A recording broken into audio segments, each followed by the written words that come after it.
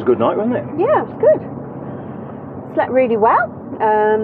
The car park was virtually empty. There was probably about 4 campers on it actually at the end. It was a bit like a ghost town. They've got some enormous hotels and they were empty. Went onto Google and found out that actually that town held one of the Women's World Cup races for skiing. So made sense that they've got all this infrastructure. But obviously in the summer they've just got this mountain biking and a bit of hiking, so they don't get the same traffic, so the hotels just shut down. It looked a nice little ski resort, but not a big ski resort, was it then? No, it's called Semmering. Semmering, that was it. Over here on the eastern end of Austria.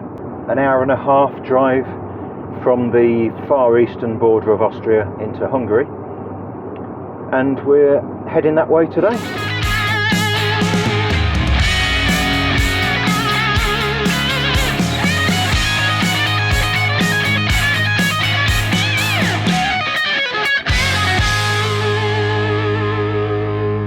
Anyway, as we cross eastwards through Austria, I think it's probably about time we told you a bit more about what we're doing here. I'm slightly distracted by this unbelievable scenery. Austria is continuing to give sheer beauty. We're now 3 weeks in and we've done 1,500 miles, basically heading straight east. We've got a few appointments. One you saw in our last video, that we've met up with our friends in Switzerland for the 1st of August, which was the Swiss National Day. And the next is where we're heading right now, which is we're going to visit my cousin and his family, who are currently on their holidays south of where they live in Vienna. So we need to get there as well. Nice tunnel. Just negotiating these switchbacks. That's quite an impressive one. Yeah.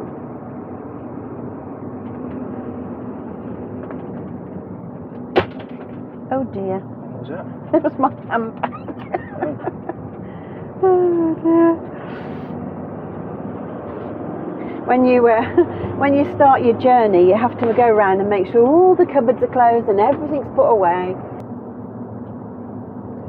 Throughout all of our travels, we are avoiding motorways, partly to avoid toll charges, but also because we want to see the nice places, the nice scenery, slow down, take it easy, rather than hammering down a motorway at whatever speed. Also, driving a bit more steadily uses a lot less fuel, so we're saving on toll fees and saving on fuel fees. Good all round. Yeah, it's a win-win. Yeah. And we get to see the pretty stuff. One little point, and stand by now for some van driving geekery. These vans are designed really to be used. This started life as a 3.5 ton van, and they normally spend most of their life more or less empty. If this is being used to deliver parcels by your favourite online retailer, then it will spend most of its life with 200 or 300 kilos of cargo in it, and by the end of every day it's empty. So the brakes are designed for that, with that in mind really. So when you're using the van and it actually weighs 4.1 tons, because you've turned it into a camper van, it's full of water and everything else that we carry with us, and you've had it legally upgraded to that weight, it means that the brakes and the suspension are working right at their maximum capability. And that means when you're driving down these mountain roads, down being the operative word there, the brakes will overheat. And if you try and get down a hill like this only using your brakes, then you'll find that halfway down the hill you've got no brakes, and that can be a little bit alarming. So it's very, very important to drive these vans using your gears, always changing down for when you're going down a gradient, and help using the engine braking to slow you down. At the moment I'm in third, corner coming up, I'm just going to knock it down to second, and there you go, no touch of the brakes at all, and we're doing a really nice safe speed around this corner. It's like Top Gear, this is. Oh, fabulous, yeah, yeah. My gosh. And another advantage of this particular van is that it's got an automatic gearbox. So all I need to do is just tap the lever, left to go down, right to go up, using it in manual mode. And I'm not spending all my days pumping a clutch pedal, wearing out my left leg and also wearing out the clutch. But this is why I'm not driving it, because whilst it's going up and down hills and mountains, I don't think I could cope with all that stuff. That's too technical a driving for me. I think the reality is you could cope with it, absolutely, but you just haven't done it yet. Nah. Within 5 minutes you'd be absolutely as comfortable as you like. Sure. Anyway, van geekery over for goodness. Until next time on this no. episode of the Grand Tour of Europe. Big bridge. Look how tall it is. It is. Look at that bridge there, everybody. Oh, God. Wowee. We're going right underneath that bridge. In this nice little town. So look at that, we've made it to the bottom of this hill, into this nice little town, and, bonus, the brakes still work. Yay! Thanks, Jeremy. Please don't liken me to Jeremy Clarkson. Yes, well, that's I'd rather you liken me to Harry Metcalf. Oh, yeah.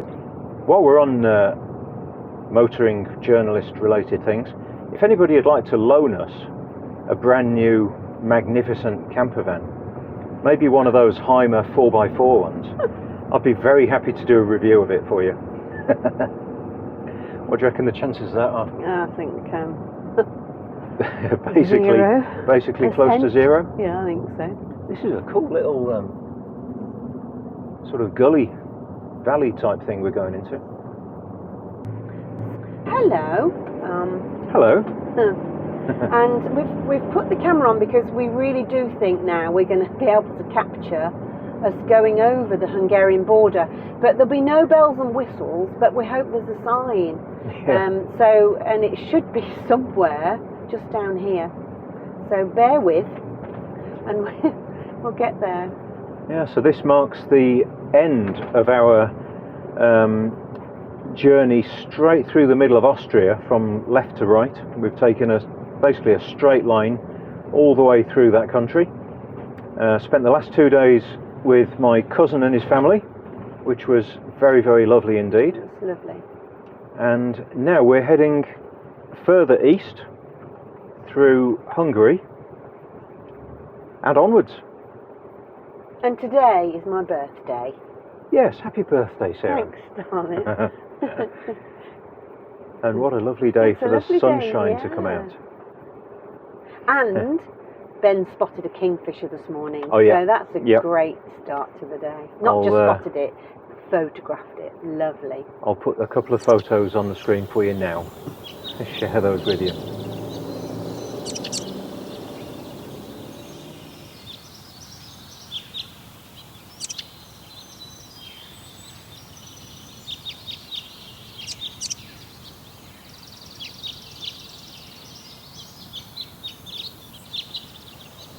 Right, we've got a full tank of diesel, full tank of fresh water, empty tank of grey waste, empty toilet, sat-nav set, and we're wearing sunglasses. Hit it.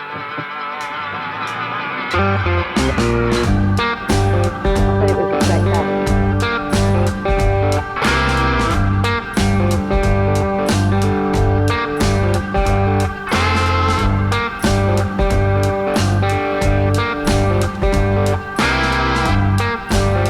Oh hi, I just thought I'd cut in here while I'm editing this video because we had a little problem with one of the cameras. The battery ran down just at this point as we were about to reach the border with Hungary. And we were following our sat-nav and it took us down this beautiful road through the countryside, down this lovely avenue of trees and eventually to this point. The sign says Republic of Austria, border crossing point B, and the sign below it has pretty much every mode of transport you can imagine crossed out, apart from pedestrians, bicycles and horses. So we thought, being the obedient types that we are, that we better not cross the border here. We could have done. We could just have driven into that muddy track. I looked at the maps afterwards and it actually connects to a normal road just round the corner. So we could have continued on into Hungary, but we just thought that we better not. It was a bit strange because this is within the EU. You know, Hungary is an EU country just the same as Austria is. So there is free traffic through the borders. So we should have been able to cross. But as I said, we thought we better not. So we reset the route and looked for the proper border crossing, and we ended up crossing into Hungary here. Here is the sign that says End of Austria. Very good. So, I think it says End of Austria. that's leaving Austria. And here is, look. Hey! And here we are. Well, welcome to Hungary.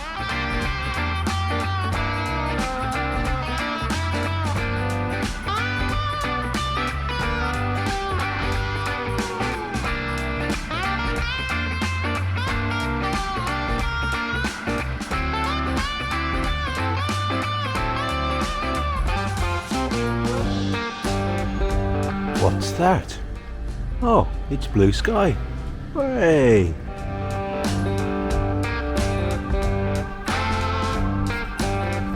It's a fairly basic site. It's basically next to the dealership of this Heimer place in here in Sopron. Just a gravel car park, but it's got everything you need. Showers, toilets, electricity, water, all the dumps.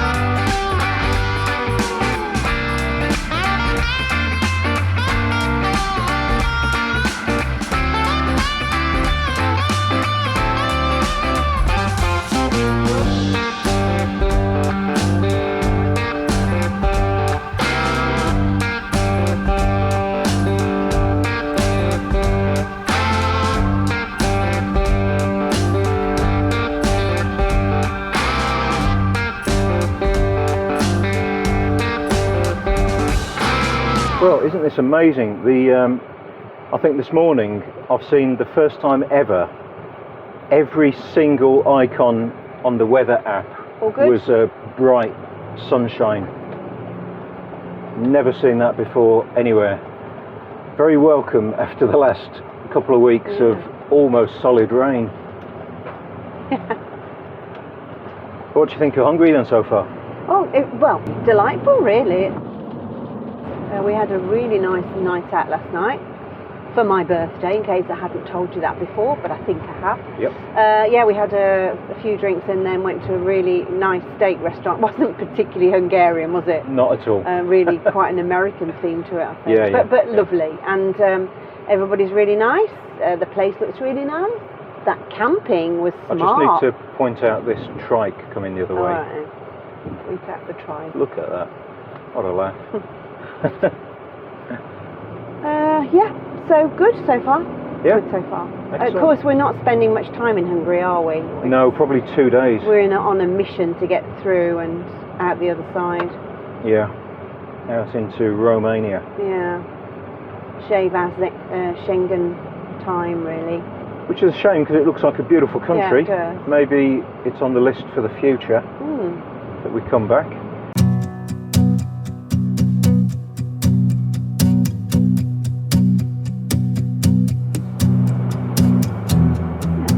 Oh, and the cost of stuff here.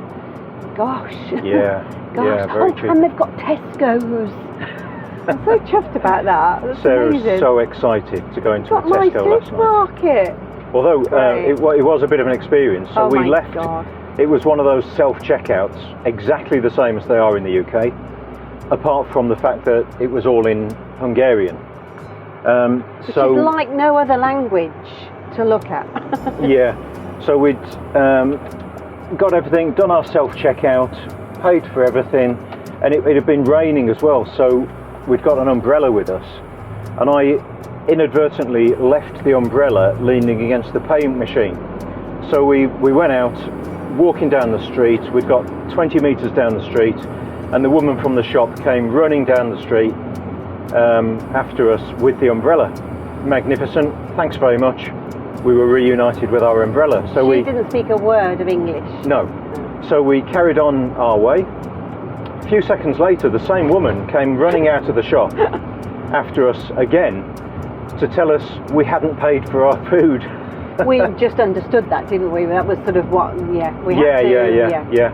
And we went back, else, really. And it turned out that our Revolut card had been rejected because I hadn't put enough Hungarian florins on the card, so we needed to top up the money on the card. So we'd not only left our umbrella, but also tried to steal a basket full of food. Yeah. But they were very nice about it. They were. They clearly understood we hadn't got a clue what we were doing. And we tried. We didn't know what the till was telling us. And one more thing before we leave you. I've just noticed that Aldis are called Aldis here. Not Hoffa. Interesting. Yes. So all in all, it's just like being in the UK, isn't it? Yeah. And I've got to say it again, the sky is completely blue. Yeah. We're due for... the weather has been 16 to 18 degrees C, so low 60s Fahrenheit for the last 2 weeks really, and rain. In the next 2 days it's going to be over 30 degrees. Don't know what that is in Fahrenheit, but it's quite a lot. Yeah. Especially for us British people. I expect we'll be complaining about it before too long, about the heat. Right, onwards to today's destination then.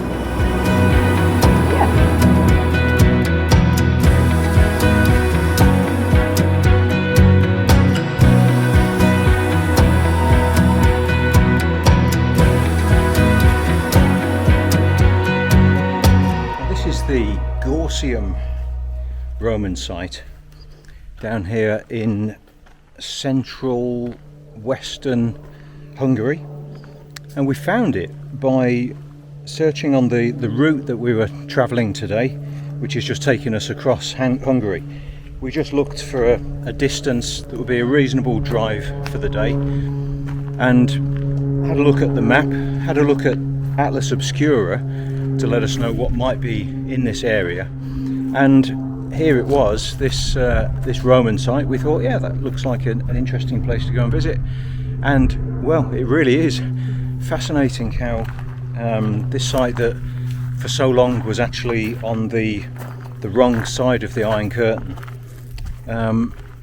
it seems incredibly significant. I'm sure somebody who was an expert on this stuff would be able to tell us more.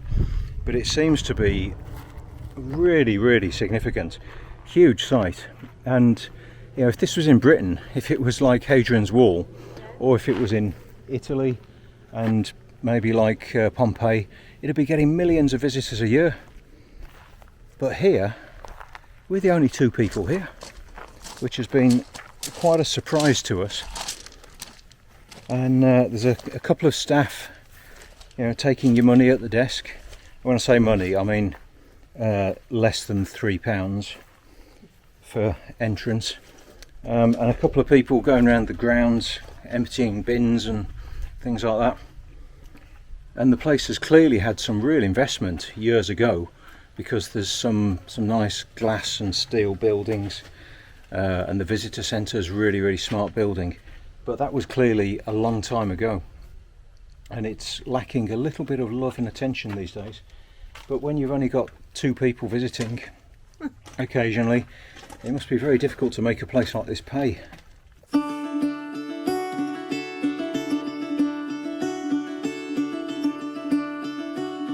Yep, Google Translate saves the day again.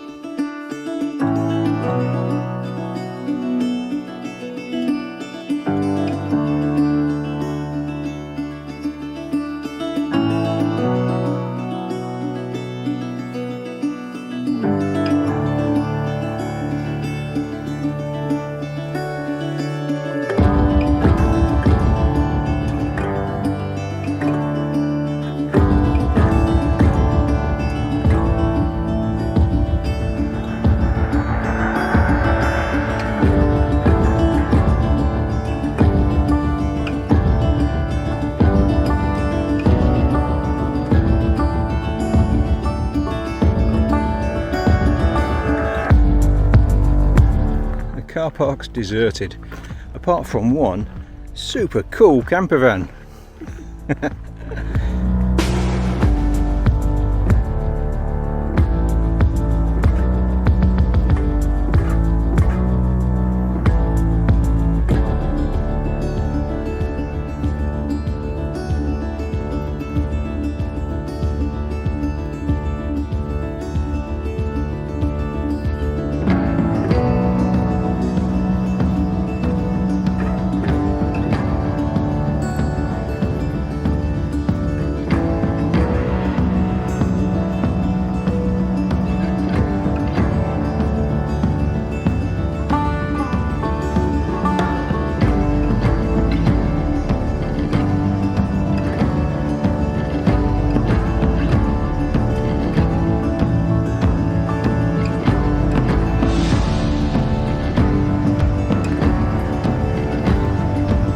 Now, we said earlier when we were at that Roman place, we said we didn't know where we were going to be camping tonight. We did.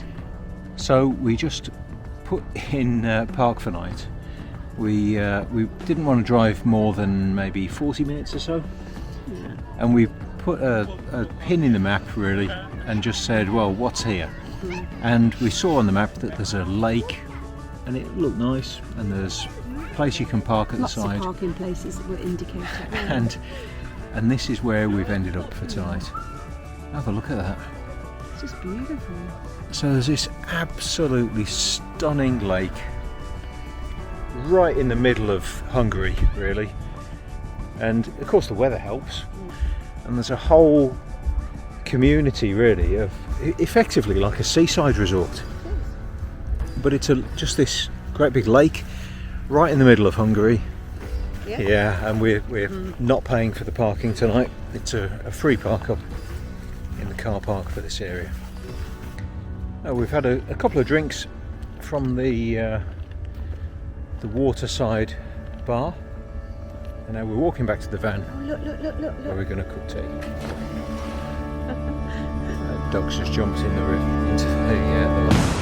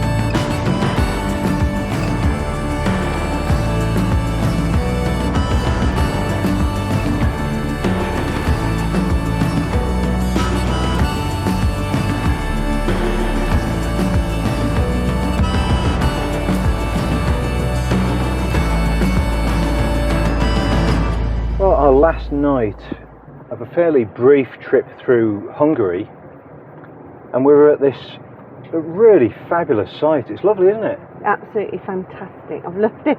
So quirky. Yeah, it really is. It's right on the river, and we're only about 2 miles from the border with Romania.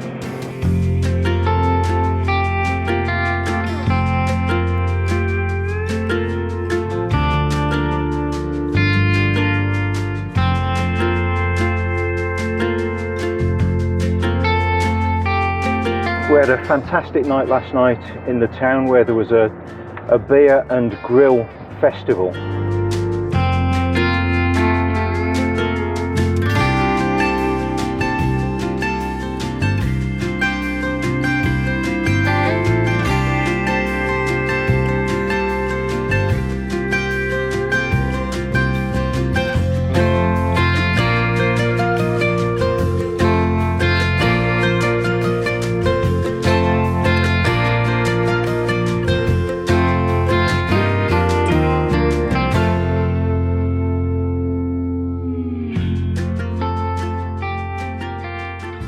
And we saw this incredible band.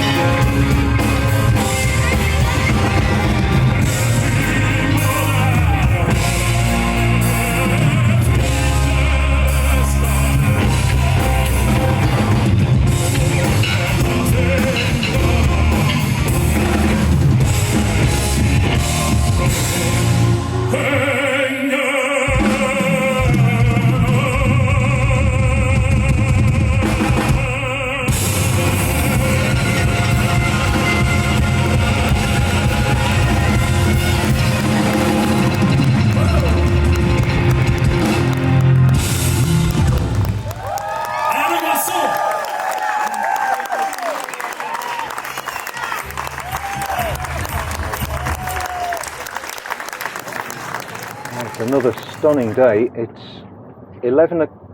12 o'clock midday, and it is 30 degrees right now, scheduled to reach 32, I think they said later today. To wait. And we're travelling over the bridge over this great big river that we were camped alongside, and this is the river that in 1970 caused a huge flood in this area. The town is higher than the level we are right here, and the water, you'll see right now just how deep the water was. Totally devastating. And we've driven past absolutely shed loads of sunflower fields. You can see them now to our right. And Hungary, we've discovered, is the 7th largest producer of sunflower seeds in the world. It must have been absolutely stunning maybe a month ago when they were in full bloom. Not so much now. How many tons did they produce each year? I can't remember. Was it 1.3 million tons? It was, yeah, I think it was. 1.8. I think it was. We'll check again and put it down here and to confirm for definite. It's a lot anyway. It's a lot of sunflowers. The biggest, but quite interestingly, the largest producer in the world is Ukraine. Yeah. And their tonnage is like way off the scale compared to anybody else.